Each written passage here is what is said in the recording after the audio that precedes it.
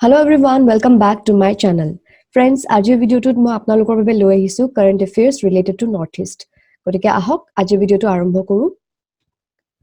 প্ৰথমে মই লৈছো important days of the week. So, year 2022 designate কৰা হৈছে World Health Organizationৰ পৰা as Year of Nurse and Midwife. আৰু এই designationটো দিয়া হৈছে Florence Nightingaleৰ 200th birth anniversary উপলক্ষে। ফ্লৰেন্স নাইটিংগেলৰ বিষয়ে আমি সকলোৱে জানো তেখেতে ক্ৰাইম ইন ৱাৰ যেটো হৈছিল তেতিয়া তাত যিসকল সোলজাৰ্স আহত হৈছিল তেওঁলোকৰ বাবে ক্যাম্পছ অৰ্গানাইজ কৰিছিল আৰু তেখেতে নিজেও এজ মেনেজাৰ অফ নাৰ্সেছ সাৰ্ভ কৰিছিল তেওঁলোকক ইনফ্যাক্ট তেখেতে নিজৰ হাতত এটা ল্যাম্প লৈ পেলাই প্ৰতিটো ক্যাম্পৰ ওচৰত গৈছিল আৰু তেওঁলোকৰ মানে কি চিকিৎসা কৰিছিল আৰু তেওঁলোকৰ সেৱা কৰিছিল আৰু সেইবাবে তেখেতক লেডি উইথ দ্য ল্যাম্প বুলি জনা যায় সো এইটো বছৰ 2022 ইয়াৰ অফ নাৰ্স আৰু মিডৱাইফ হিচাপে ডেজিগনেট কৰা হৈছে এইটো এখন হৈছে পিকচাৰ তেখেতৰ নেক্সট আহিছো 2nd জানুৱাৰী 2020 এইটো হৈছে বাৰ্থ এনিভাৰ্সাৰী অফ গুৰু গোবিন্দ সিং তেখেত হৈছে 10th গুৰু অফ শিখস আৰু 2nd জানুৱাৰীতে আমাৰ অসমৰ এগৰাকী বিশিষ্ট ব্যক্তি অসম কেশৰী অম্বিকাগিৰি ৰয় চৌধুৰী তেখেতৰ ডেথ এনিভাৰ্সাৰীও হয় এয়া মই পিকচাৰত প্ৰেজেন্ট কৰিব ট্ৰাই কৰিছো মোৰ লেফটত আছে গুৰু গোবিন্দ সিংৰ পিকচাৰ আৰু মোৰ ৰাইটত অম্বিকাগিৰি ৰয় চৌধুৰীৰ এখন পিকচাৰ মই ইয়াতে শো কৰিবলৈ ট্ৰাই কৰিছো নেক্সট আহিছো 3rd জানুৱাৰী এইটো হৈছে বাৰ্থডে অফ সাবিত্ৰীবাই ফুলে এখেত আছিল ইণ্ডিয়াৰ প্ৰথম গৰাকী মহিলা টিচাৰ আৰু তেখেতক মাদাৰ অফ ইণ্ডিয়ান ফেমিনিজম বুলি ৰিগাৰ্ড কৰা হয় আৰু তেখেতে নিজৰ হাজবেণ্ডৰ লগত মিলি পেলাই ইণ্ডিয়াৰ প্ৰথমখন গাৰ্লছ স্কুল খুলিছিলে পুনেত ইন দা ইয়াৰ 1848 এয়া তেখেতৰ পিকচাৰ সাবিত্ৰীবাই ফুলে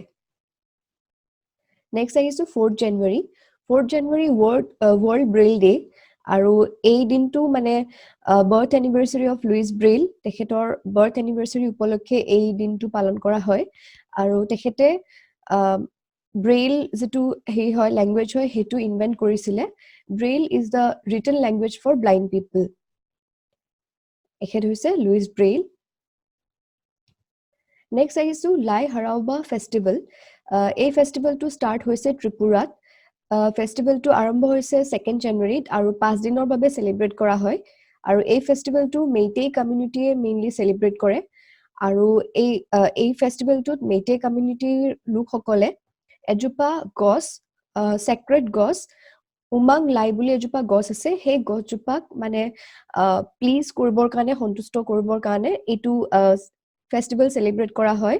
আৰু এই সিং ফেষ্টিভেলটোৱে মণিপুৰতো সেলিব্ৰেট কৰা হয় কিন্তু এপ্ৰিল মে মানত এতিয়া আহিছো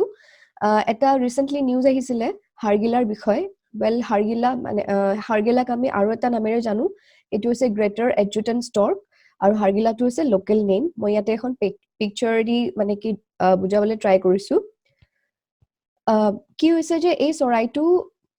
মানে অন দ্য ভাৰ্জ অফ এক্সটিংকচনত আছে অলমোস্ট নাইকিয়া হ'বলৈ ধৰিছে কাৰণ হ্যাবিটেট যেটো মানে কি সাৰাউন্ডিংত এই চৰাইটো থাকে সেই হ্যাবিটেটটো লস হৈ আছে গছ-গছনি কাটাৰ ফলত বা আৰু বহুত ফ্যাক্টৰস আছে গতিকে হেতু কেনেকে আমি এই চৰাইটোৰ সংখ্যাটো বৃদ্ধি কৰিব পাৰি হেতু এটা সলিউশন উলাইছে হেতু হৈছে যে আসাম ষ্টেট জু আৰু অৰণ্যক এই দুখন ইনষ্টিটিউচনে জয়েন্টলি মিলি পেলাই জুৰ এনক্লোজাৰত কি কৰিছে আৰ্টিফিশিয়ালি হাৰগিলা পোৱালি প্ৰডিউস কৰিবলৈ ট্ৰাই কৰিছে আৰু সাকসেসফুল হৈছে এটা আৰ্টিফিশিয়াল প্ল্যাটফৰ্মত মই পঢ়ি দিছো বাৰু পইণ্টটো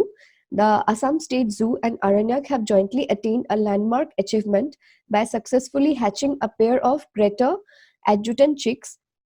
in an artificial platform within the zoo enclosure. So,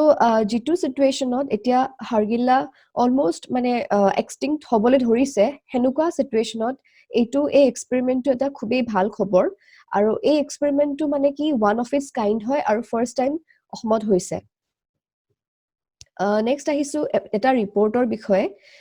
সেই ৰিপৰ্টটো অনুসৰি ফৰেষ্ট কভাৰ নৰ্থ ইষ্টৰ কিছুমান ষ্টেটত ফৰেষ্ট কভাৰটো ডিক্ৰিজ হৈ আছে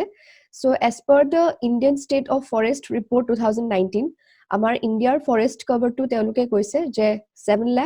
12,249 স্কয়াৰ কিলোমিটাৰ এটো হৈছে আমাৰ ইণ্ডিয়াৰ ফৰেষ্ট কভাৰ আৰু এইটো ৰিপৰ্টৰ মতে আমাৰ নৰ্থ ইষ্টৰ কেইখনমান ষ্টেটত ফৰেষ্ট কভাৰটো ডিক্ৰিজ হৈ আহি আছে আৰু সেই ষ্টেট কেইখন হৈছে অৰুণাচল প্ৰদেশ মেঘালয় মণিপুৰ এণ্ড নাগালেণ্ড নেক্সট আকৌ নীতি আয়োগৰ যেটো এছডিজি ইণ্ডিয়া ইনডেক্স 2019 যেটো ৰিপৰ্ট হয় হেতু তাৰে মতে কিছুমান গোল এটেন্ড কৰিবলগীয়া থাকে সো তাৰে ভিতৰত এটা গোল আছিল যে পভাৰ্টি ৰিডাকশন কৰিব লাগে আৰু এই পভাৰ্টি ৰিডাকশন কৰাৰ মানে কি ডাইৰেকশনতে আমাৰ নৰ্থ ইষ্টৰ কেইখনমান ষ্টেটে খুব ভাল পাৰফৰ্ম কৰিছে আৰু সেই ষ্টেট কেইখন হৈছে Tripura Meghalaya Mizoram and Sikkim next current এফেয়াৰটো হৈছে অসম সাহিত্য সভাৰ নতুনকৈ ইলেক্ট হোৱা প্ৰেচিডেণ্টজনৰ নাম হৈছে কুলধৰ শইকীয়া নেক্সট এইটো এটা ট্ৰিবিউট হয় ৰত্ন উজাদেৱৰ ওপৰত তেখেত ৰিসেন্টলি ঢুকাইছে তেখেত অসমৰ এগৰাকী বিশিষ্ট ব্যক্তি আছিলে সো তেওঁৰ বিষয়ে অলপমান মই ইয়াতে ইনফৰমেশন শেয়াৰ কৰিবলৈ ট্ৰাই কৰিছো তেখেত এমিনেন্ট থিয়েটাৰ পাৰ্সনালিটি আছিলে আৰু কালচাৰেল এক্টিভিষ্ট আছিলে তেখেতৰ জন্ম হৈছিলে বৰপেটাত 5 ডিসেম্বৰ 1931ত আৰু তেখেতে সোশিও কালচাৰেল স্ফিয়াৰত বহুত এক্টিভলি কন্ট্ৰিবিউট কৰিছিলে আৰু আসাম এজিটেশন যে হৈছিলে তাতো খুব এক্টিভ পাৰ্ট লৈছে ইনফ্যাক্ট সিটিজেনশিপ এমেন্ডমেন্ট এক্টৰ বিৰুদ্ধে যেটো প্ৰটেষ্ট হৈ আছিল চানমাৰীত আপোনালোকৰ হয়তো বহুতে দেখিছে যে তাতো তেখেতে খুব এক্টিভলি পাৰ্ট লৈছিলে তেওঁৰ গা বেয়া আছিল তথাপিও তেখেতে চেয়াৰত বহি হলেও তাত স্পিচ দিছিলে আৰু খুব এক্টিভলি পাৰ্ট লৈছিলে যিসকলে টিভিত চাই আছে এইকেইদিন প্ৰটেষ্টৰ বিষয়ে তেওঁলোকে নিশ্চয় জানে মানে এটলিষ্ট ৰিকগনাইজ কৰিব পাৰিছে মই নতুন জেনাৰেশনৰ কথা কৈছো কাৰণ আমাৰ বহুতে হয়তো তেওঁক মানে মুখে মানুহে চিন নাপাব পাৰো কিন্তু তেখেতে স্পেশালি সিটিজেনশিপ এমেন্ডমেন্ট এক্টৰ বিৰুদ্ধে যিখিনি পাৰ্ট লৈছিলে অন্তত মই টিভিত দেখিছিলো সো মই হেকানে এইটো ৰিমাইন্ড কৰিলো নেক্সট তেখেতে দুখন ফিল্ম লতি কটি আৰু চিকমিক বিজুলী তাত এসিস্ট্যান্ট ডাইৰেক্টৰ হিচাপে কাম কৰিছিলে আৰু তেখেতক কাষ্টও কৰা হৈছিল এই দুখন ফিল্মত আৰু অসমৰ ষ্ট্ৰীট প্লেৰ এজন পাইনিয়ৰ হিচাপে তেখেতক ৰিগাৰ্ড কৰা হয় তেখেতে ষ্ট্ৰীট প্লে এখন ডাইৰেক্ট কৰিছিলে ককাইদেউ এখন খুব ফেমাস আৰু এই ককাইদেউ ষ্ট্ৰীট প্লেখন লিখিছিলে অৰুণ শৰ্মা দেৱে 1971ত তেখেতে কিছুমান ডায়লগো লিখিছিলে অসমীয়া ফিল্মত যেনে ভাগ্য আৰু হালধীয়া চৰাই বাউধান খাই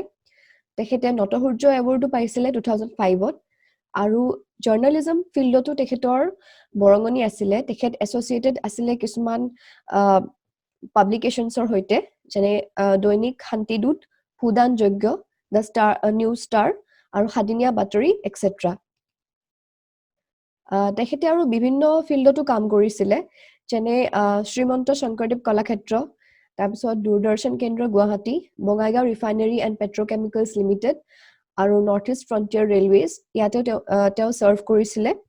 আৰু তেখেতে গহবৰ ড্ৰামা গ্ৰুপ এই গ্ৰুপটোৰ ফাউণ্ডাৰ আছিলে আৰু তেখেতে দুবাৰৰ বাবে এজ এ প্ৰেচিডেণ্ট অসম নাট্য সন্মিলনত সাৰ্ভ কৰিছিলে আৰু তেখেতৰ মৃত্যু হৈছে 31 ডিসেম্বৰ 2019ত ফ্ৰেণ্ডছ আজিৰ ভিডিঅ'টোত ইমানেই আপোনালোকে হয়তো মোৰ মাতটো শুনি ধৰিব পাৰিছে যে মোৰ একচুয়ালি অলপমান চৰ্দি হৈ আছে তো সেইকাৰণে মাতটো এনেকুৱা হৈ আছে কাইন্ডলি এডজাষ্ট কৰিব আৰু আজিৰ ভিডিঅ'টোত ইমানেই আশা কৰো আপোনালোকৰ ভাল লাগিল যদি আপোনালোক নতুন হয় মোৰ চেনেলটো তেনেহলে সাবস্ক্ৰাইব কৰিবলৈ নাপাহৰিব আৰু যদি অলৰেডি সাবস্ক্ৰাইব কৰিছে তেনেহলে লাইক কমেন্ট আৰু শেয়াৰ কৰিবলৈ নাপাহৰিব আকৌ লগ পাম মোৰ নেক্সট ভিডিঅ'টোত till then keep learning keep গ্ৰোইং